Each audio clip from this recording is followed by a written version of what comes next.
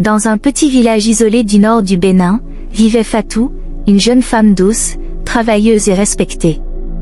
Fille unique de Feu Karamoko, un guérisseur très connu, elle vivait seule avec sa grand-mère, Mama Diary, une femme sage, mais mystérieuse. Depuis toujours, Fatou sentait que quelque chose dans sa famille n'était pas clair. Certaines conversations s'arrêtaient brusquement dès qu'elle entrait dans la pièce, et les anciens du village baissaient les yeux quand on évoquait le nom de son père.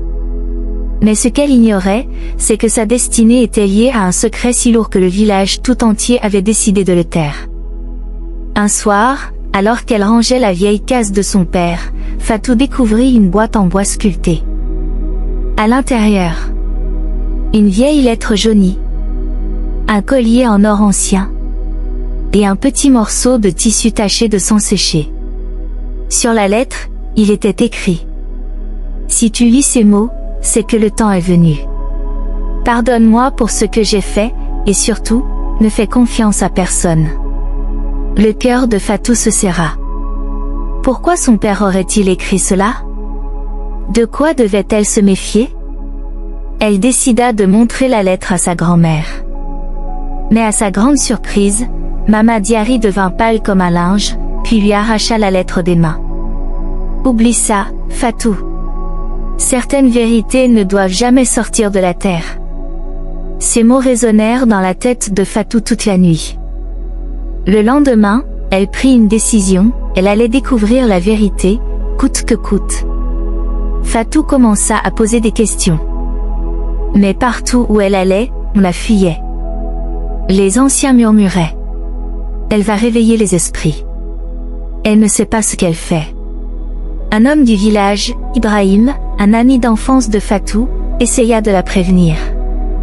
Fatou, laisse tomber. Ce secret a détruit des familles entières. Si tu creuses trop, ils s'en prendront à toi. Mais Fatou était déterminée. Une nuit, elle rêva de son père. Il lui disait: va à la rivière, quand la lune sera pleine.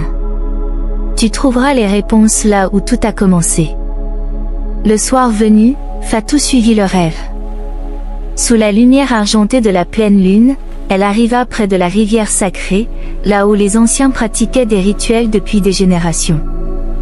Elle y trouva un vieil homme aveugle, assis près d'un feu mourant. Tu es la fille de Karamoko, dit-il avant même qu'elle parle. Fatou, choquée, s'agenouilla. Oui, comment le savez-vous? Parce que j'étais là, le jour où tout a commencé. Il lui raconta l'histoire. Karamoko, le père de Fatou, avait été accusé d'avoir volé un talisman sacré appartenant au chef du village.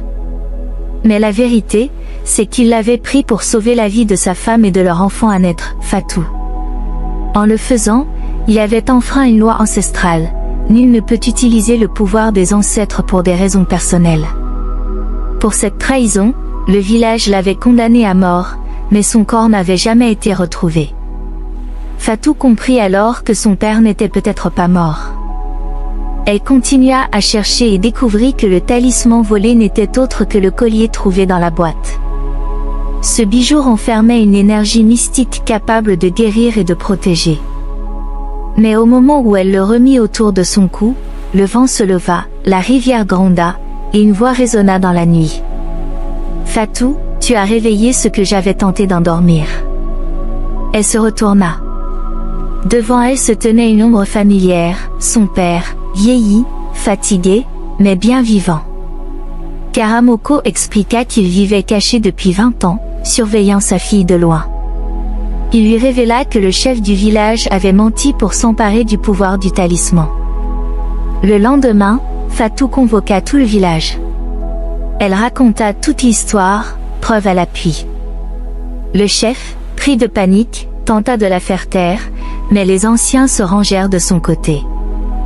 La vérité éclata. Karamoko avait été un héros, pas un traître. Le village, rongé par la honte, organisa une grande cérémonie pour honorer sa mémoire et purifier la rivière des mensonges passés.